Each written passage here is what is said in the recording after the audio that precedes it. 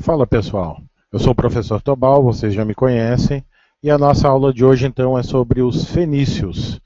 Vamos dar início à nossa aula de hoje, então aí vamos iniciar o nosso aplicativo PowerPoint, né? Vamos compartilhar a tela primeiro. Vamos lá.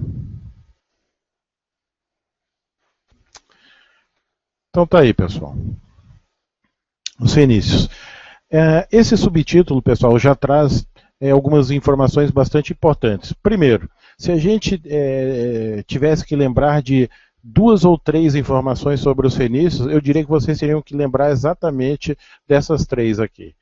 Que três informações são essas? Primeiro, eram grandes navegadores. Deixa eu selecionar a canetinha aqui, peraí.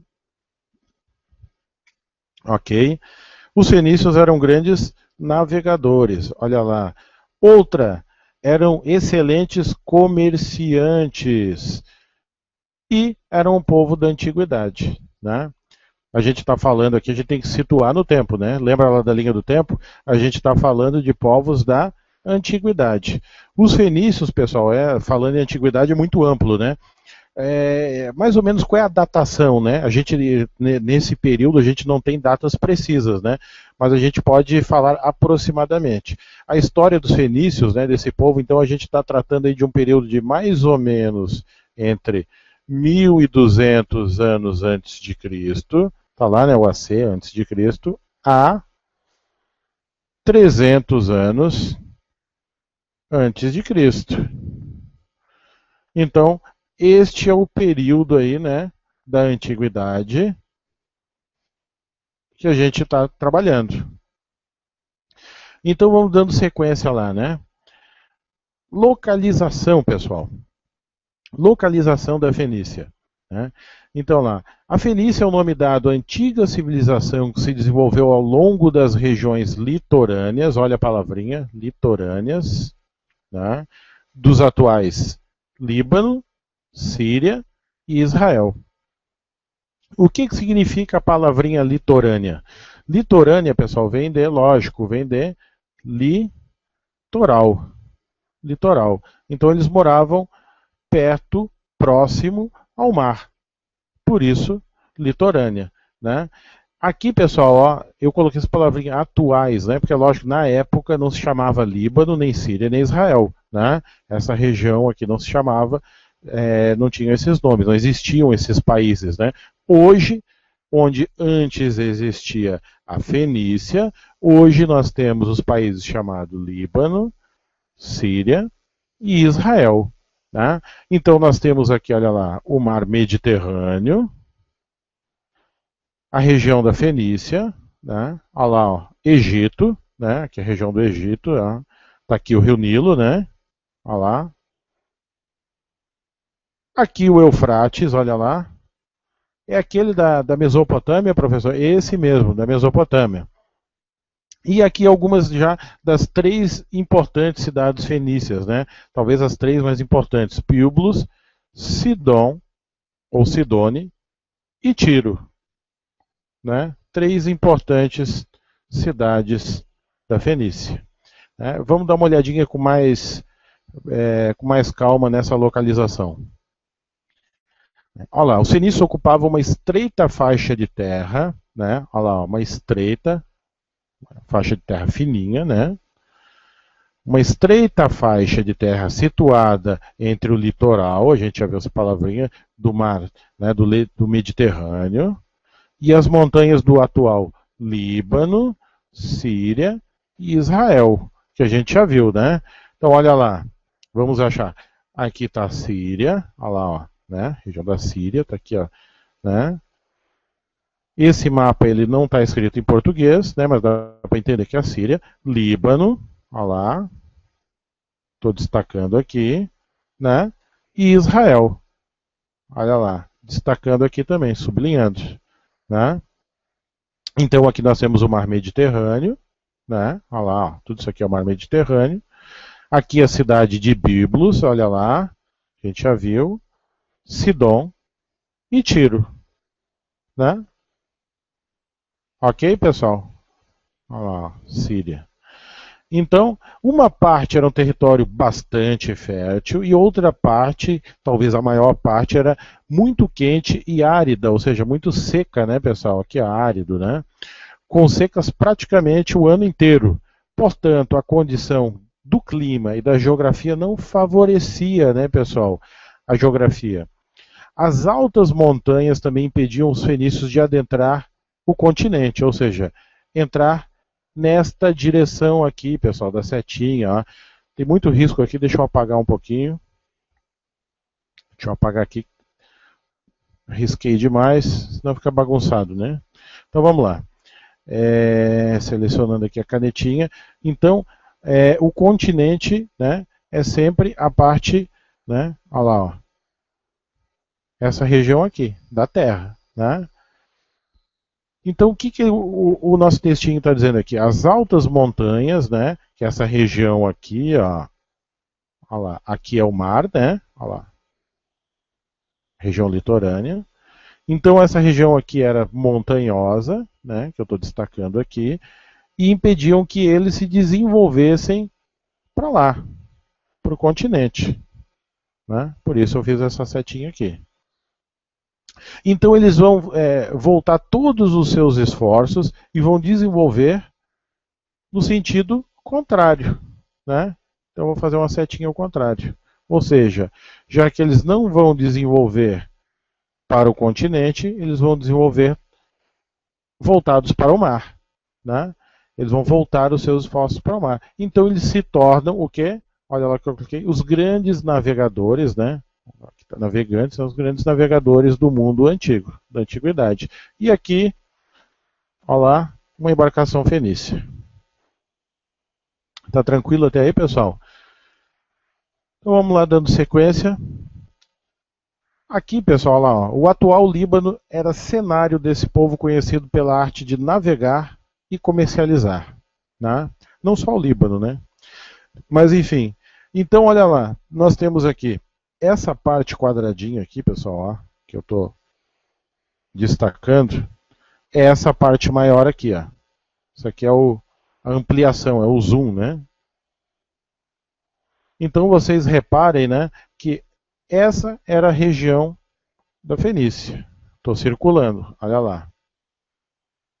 Na parte mais ampliada, que é essa quadradinha menor aqui, ó, nessa parte aqui, mais ampliada,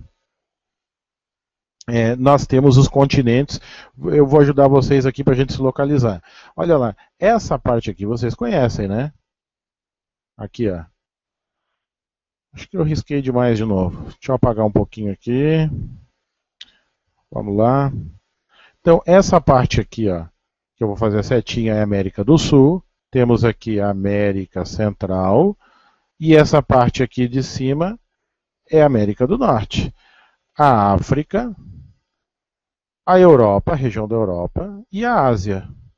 Aqui embaixo é a Oceania, onde tem a Austrália hoje, né, pessoal? Então, aqui no Oriente Médio, essa região aqui, é que ficava a Fenícia. Tranquilo, pessoal? Então vamos lá. As principais cidades fenícias. Já adiantei para vocês, né? Mas vamos lá.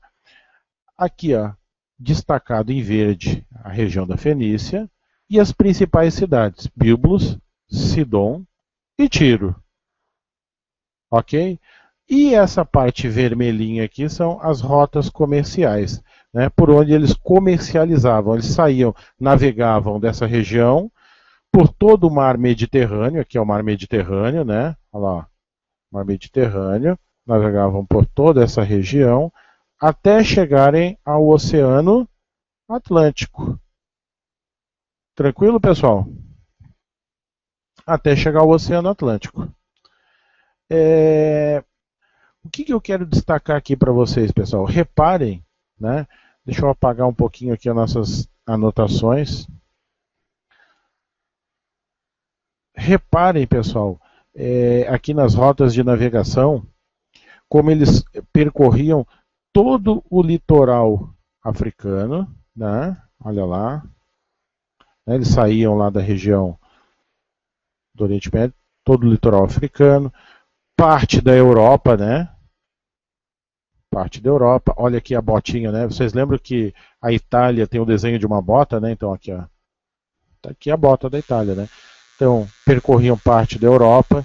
Essa região aqui, ó, é a Península Ibérica, que faz parte da Europa também, né? Onde hoje estão localizados quais países? Quais países fazem parte da região da Península Ibérica? Exatamente. Portugal, vamos escrever aqui, Portugal e Espanha. Olha lá que letra bonita. Portugal e Espanha. Tranquilo, pessoal? Então vamos lá. Na Fenícia, olha lá, não havia, estou destacando aqui, não havia Estado unificado, já que suas cidades eram cidades-estados. Prestem atenção que a gente vai precisar conversar bastante sobre isso aqui. Assim, cada uma dessas constituía uma unidade política independente. Ou seja, o que é uma cidade-estado? Uma cidade-estado, pessoal, é uma cidade que ela tem autonomia, ela é independente das outras. Eu vou tentar fazer aqui um mapa bastante avançado aqui para explicar para vocês. Olha lá. Vamos imaginar que isso aqui é um país, né? Um estado. E várias cidades. Olha lá, uma cidade, outra cidade, aqui outra cidade, outra cidade aqui no cantinho. Cada cidade dessa aqui ó, tem o seu próprio governo, né, sua própria administração, sua própria moeda. Cada cidade aqui é completamente independente uma da outra. Quando a gente não tem uma figura que manda em toda a região, né, quando a gente não tem alguém que mande em tudo, um poder central, a gente diz que essas cidades são independentes, ou seja, são cidades-estado. Vou destacar aqui, ó. Deu para entender? Tranquilo? Então isso é uma cidade-estado. Na Fenícia, constantemente elas acabavam entrando em conflito uma com a outra, né? Tentavam até, ou às vezes chegavam mesmo a dominar uma a outra, mas quando tentava, né, quando tinha a tentativa de invasão de outros povos na região, elas se uniam, muitas vezes elas se uniam através de ligas, aqui, ó, ou alianças, elas acabavam se unindo contra a invasão desses outros povos aí de fora. Tá tranquilo? Então vamos lá. Atividades econômicas. O comércio marítimo, olha lá, estou destacando aqui, era a principal atividade da economia fenícia, né, pessoal? A principal atividade, então, era o comércio marítimo. Comercializavam através do mar. Tanto é que os fenícios são conhecidos como os navegadores da antiguidade. Aqui está fazendo referência ao período da antiguidade do qual eles fizeram parte. Que produtos eles comercializavam? Então, olha lá, o cedro, né? O cedro era um produto importantíssimo, pessoal, né? Na questão do comércio fenício. Então está aqui ó, na imagem, né? A madeira do cedro e a árvore do cedro, bonitinha lá. Potes de cerâmica, reparem nos detalhes, né? Artisticamente também importante, né? Armas de bronze, né? Objetos e vasos de vidro. Lembrando que nem todos os povos dominavam a técnica, né, do vidro, né, de produzir o vidro. Né? O azeite de oliva, está aqui a azeitona, né? O azeite de oliva também era um produto importante. Perfumes, né? O perfume, opa, deixa eu voltar aqui. Os perfumes, pessoal, era uma tradição oriental, né? Então, os fenícios, em contato com os povos do Oriente, né, desenvolveram também aí o gosto pelos perfumes, né? As joias, tá aqui, ó. Artisticamente também bonitas, né? Bem detalhadas, né? Ricas em detalhes, né? Objetos de marfim, né? Que serviam de enfeites, né? Serviam para ornamentar, né? Olha lá, objetos de marfim. né? O marfim, pessoal, é aquela presa do elefante, né? Parece um dente, né? Um chifre. Aquele é o marfim. Esses tempos um aluno inclusive me perguntou, professor Tobal, e para tirar o marfim eles matavam o elefante? Sim, matavam o elefante. Até hoje, infelizmente, matam elefantes aí por conta da extração do marfim, né? E agora um outro produto importantíssimo, pessoal, a púrpura. Né? A púrpura nada mais é do que uma tinta, uma espécie de corante que eles utilizavam para tingir tecidos. Está aqui o tecido, estou destacando. Eles ferviam, né, lá com o corante. Aqui tem um rapaz simpático colocando aqui para secar, né? Então eles utilizavam o corante púrpura para tingir tecidos. Né? Era um produto com grande valor comercial, né? Produto bastante valorizado, né? A púrpura, né? E aqui a conchinha, né? Essa concha, né, de qual se fazia esse corante aqui, é um molusco típico aí, né, lá do mar Mediterrâneo. Inicialmente, esse comércio era feito por caravanas, né, por grupos passando pelo deserto da Arábia, né, compravam, olha lá, lã na Mesopotâmia, linho e marfim e pedras preciosas no Egito. É isso que as nossas imagens aqui vão mostrar para vocês. Olha lá. Então tá aqui, ó. Olha lá a lã, o linho. Tá aqui, este é o linho. Pedras preciosas. E aqui aquela presa que eu falei para vocês do elefante, né? O marfim. Aqui está bem fácil de identificar, né? Coitadinho do elefante, professor. Isso, coitado do elefante, né? Então, olha lá, localizada numa estreita faixa de terra, olha lá, uma estreita faixa de terra, né? Compreendida entre as montanhas, né? Eu já falei que essa região aqui, ó, que é montanhosa, né? Do Líbano, né? E o Mediterrâneo Oriental, a sua situação geográfica condicionou a sua principal atividade. Ou seja, o que este pequeno texto aqui está nos dizendo? Que a geografia e o clima do local praticamente obrigaram os fenícios a se expandir, né, mar adentro, né, a desenvolver as suas atividades sempre voltadas para o mar. Então está aqui, né? Aqui neste cantinho, aqui nessa barrinha, a gente tem alguns produtos, né, comercializados, né, escravos também, né? Olha lá, região da Península Ibérica, que eu comentei com vocês, né? Olha aqui, ó, Córcega, Roma, né? A botinha da Itália aqui, né? Vocês estão vendo aqui, né? Aonde bota, tá bom? Aqui, ó, tô desenhando aqui, ó. A bota aqui, né? Essa região aqui, a verde aqui, né? Que é onde eles comercializavam com bastante frequência e tinham postos, né? Bases de comércio, né? Olha lá, aqui na Europa, na costa da África, né? Aqui, ó, toda aqui na região. Tranquilo, pessoal? Então vamos lá para a gente não deixar essa aula muito comprida, né?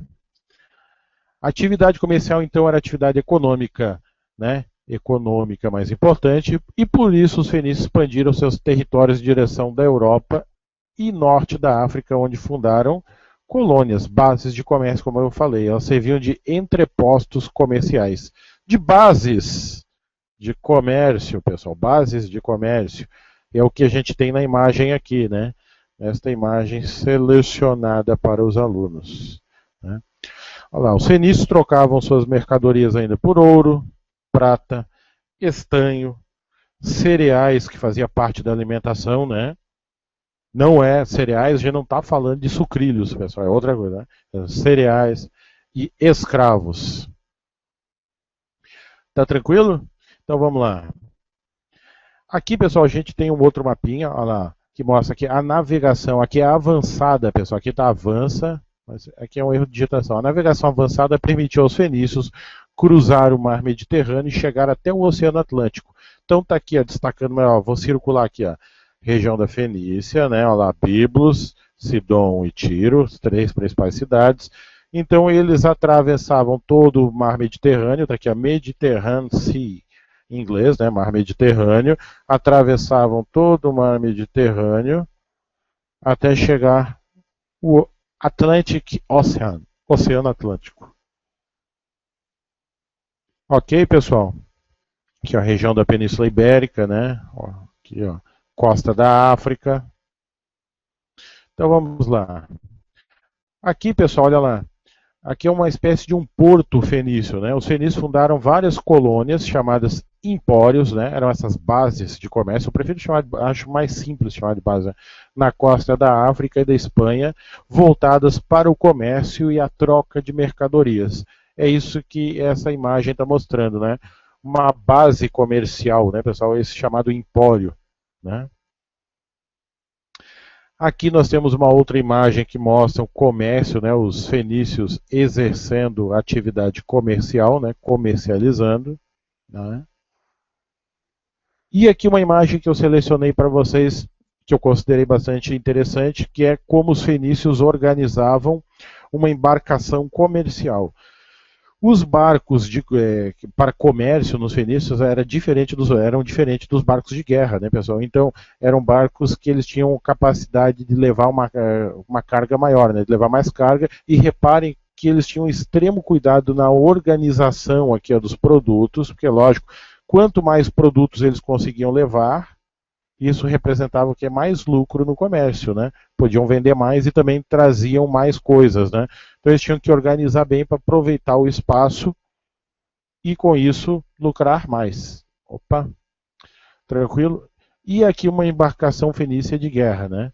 Então aqui está em italiano, tá, pessoal? Aqui esse idioma aqui é italiano, porque essa imagem aqui é de um site italiano. Então nós temos aqui a vista de uma embarcação, né, fenícia de guerra, que dá para entender, né? Olha lá. E é interessante para a gente ter ideia aí de como eles navegavam nessa situação, numa situação de guerra, né? Olha lá, aqui um porto fenício, as embarcações fenícias, né? Aqui, outra lá. Um detalhe que eu gosto de destacar aqui nessa imagem, pessoal, reparem que a gente falou, né, que daquela região montanhosa. Então, olha lá, ó, aqui nesse cantinho aqui, pessoal, ó, as montanhas, ó, como o rapaz que fez aqui, ou a moça que fez essa ilustração teve cuidado que mostrou as montanhas, a região montanhosa. Né? Aqui a vegetação, né? Talvez ele tenha tido a vontade de mostrar os cedros aqui, né? Enfim. E aqui a sociedade fenícia. Né? Essa é a pirâmide, pessoal, que nos mostra como era organizada a sociedade fenícia. Então, lá no topo da pirâmide, nós temos a aristocracia, né, os aristocratas, que eram os grandes comerciantes que haviam enriquecido. Muitos deles praticavam aí a venda de escravos, né, pessoal? Então, no topo da pirâmide, nós temos essa aristocracia. Logo em seguida, nós temos os comerciantes de outra categoria que não tinham enriquecido dessa maneira, né? Na sequência, os camponeses. E, lógico, na base da pirâmide, né, com menos importância social, os escravos. Tá aqui, na base da pirâmide, aqui, né? E lá no topo da pirâmide, a aristocracia, os grandes comerciantes. Tranquilo, pessoal? E agora, o alfabeto fenício. Essa é uma parte bastante importante. Então, olha lá. Os fenícios, eles, para poder registrar suas transações, ou seja, compra e venda de produtos, eles acabaram, né, as suas transações comerciais, como coloquei, eles acabaram criando um alfabeto composto inicialmente por 22 consoantes. Reparem, não tinha vogais, inicialmente eram só consoantes. O alfabeto fenício, pessoal, é importante a gente reparar que ele foi um alfabeto inovador para a época, foi um alfabeto considerado muito importante na nossa história. Por quê? Os alfabetos na antiguidade, os alfabetos anteriores de outros povos, como os mesopotâmios, os povos da Mesopotâmia, os próprios egípcios, né, os hieroglifos, eram alfabetos que representavam, cada símbolo representava uma ideia ou um objeto, então eram alfabetos muito grandes, muito difíceis de se aprender, tanto é que tinham pessoas que se dedicavam somente a saber ler e escrever, né? Que eram especialistas em ler e escrever. Eram os chamados escribas, que eu acho que vocês devem lembrar, né? Olha lá, estou escrevendo aqui. Os escribas eram as pessoas que sabiam ler e escrever. Já os fenícios desenvolveram esse alfabeto simples aqui, né, pessoal? Que ele representava não mais ideias ou objetos, ele representava sons, né? Então, esse alfabeto mais simples, ele, por ser mais simples, ele possibilitou que muitas pessoas aprendessem a ler e escrever. Ou seja, não precisava mais da figura do escriba.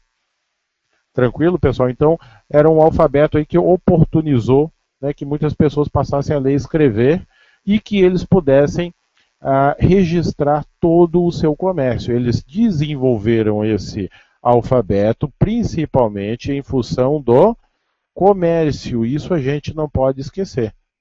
Tá? Outra coisa, pessoal, que é importantíssimo a gente lembrar. Outros povos, além dos fenícios, vão passar a utilizar esse alfabeto fenício, assim como os gregos. Os romanos, que vão aprender esse alfabeto com os gregos, vão acabar modificando mais tarde, né? Inclusive eles vão acabar inserindo, além das consoantes, que a gente já conhece, as vogais, né? Olha lá, letra bem sem vergonha minha, né? Eles vão inserir as vogais, né? E esses alfabetos eles vão acabar dando origem, né, aos alfabetos modernos.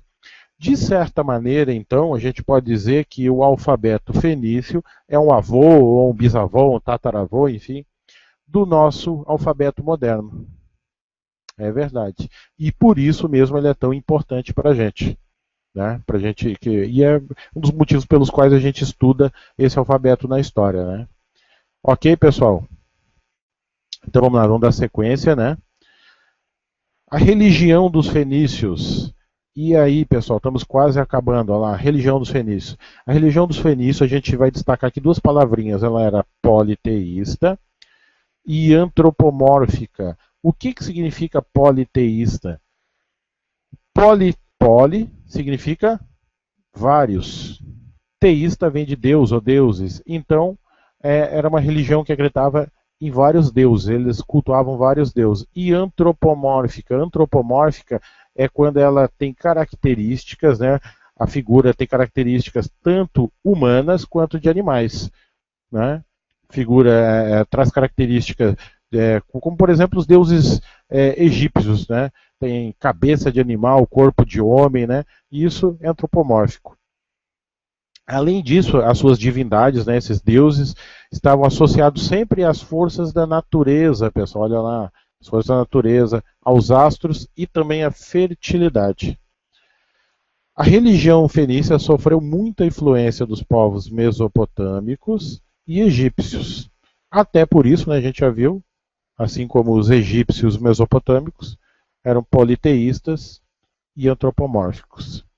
Os deuses fenícios eram chamados de Baal e Balat, ou senhor e senhora. Isso por quê? Porque as pessoas eram consideradas impuras, pessoal. Elas não eram puras. E uma pessoa que não era pura não podia falar o nome verdadeiro do Deus. Então a gente ia chamar só de senhor e senhora. E aí aqui na imagem nós temos uma divindade fenícia, né? Resgatada em escavações aí pelos arqueólogos, né? Tranquilo? Esse tatuado está representando o deus fenício Baal. Vamos dar sequência. Cada cidade fenícia, né, já que elas eram cidades-estados, né, tinha o seu próprio deus também, olha lá, independentes até em relação à religião. Né, o seu próprio Baal, senhor, associado muitas vezes também a Balat, ou seja, a figura feminina, senhora. Né. Exemplo, o Baal de Sidom era Esmun, deus da saúde. Bíblos adorava Adonis, deus da vegetação, cujo culto se associava a Astarte, deusa dos bens terrestres, do amor e da primavera, da fecundidade e da alegria. Quanta coisa, né? E em Tiro, outra daquelas cidades importantes, eles cultuavam, né, Melkart e Tanit. E aqui outra figura aqui, ó, de divindades fenícias, né, que os arqueólogos retiraram aí de escavações e que está disponível em museus aí na Europa, né? Então vamos lá. Eles acreditavam, pessoal, os fenícios, que os deuses eles se irritavam, né? Ficavam bravos. Então, para acalmar a ira, a braveza desses deuses, era preciso agradá-los. Como? Fazendo sacrifícios, matando animais e também pessoas. Então, eles praticavam sacrifícios de animais e pessoas para acalmar, para agradar os deuses. É exatamente isso aí. Queimavam, inclusive, os próprios filhos, pessoal. Isso tudo para agradar os deuses. Olha lá, em algumas ocasiões chegaram a queimar lá 200 recém-nascidos foram lançados ao mesmo tempo ao fogo. E as mães assistiam impassíveis, ou seja, tranquilamente ao sacrifício. Olha lá, aqui na imagem mais uma divindade fenícia, né, uma imagem retirada aí de escavações. Ok? E vamos lá que está quase terminando a nossa aula. A Fenícia, então, ela se localizava numa região de passagem entre os povos da Ásia, a gente lembra, né? Já viu no mapa, a gente lembra, e do Egito.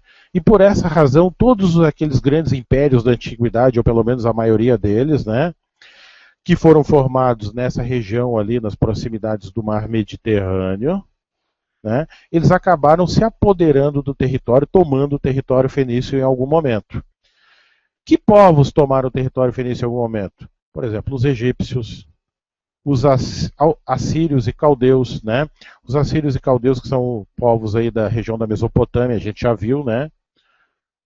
O povo macedônio, os romanos. E qual foi o resultado disso? O resultado disso foi que os fenícios passaram a influenciar muitos desses povos culturalmente, né? E muitos desses povos passaram a influenciar os fenícios também culturalmente. Ou seja, ocorreu uma troca de cultura, uma troca cultural. Então esse é um aspecto bastante importante. Né? Tranquilo, pessoal? Aqui uma imagem aí com áreas de colonização da Fenícia, né? Os fenícios colonizaram. A parte azul aqui é a parte de colonização grega, né? Áreas de colonização grega. E aqui a área vermelhinha, né? Que a gente já viu, a região da Península Ibérica, costa da África, enfim, colonização fenícia. E para fechar nossa aula então aí de uma vez, né, pessoal, uma curiosidade científica, digamos assim, né? Essa aqui, pessoal, essa imagem aqui no lado,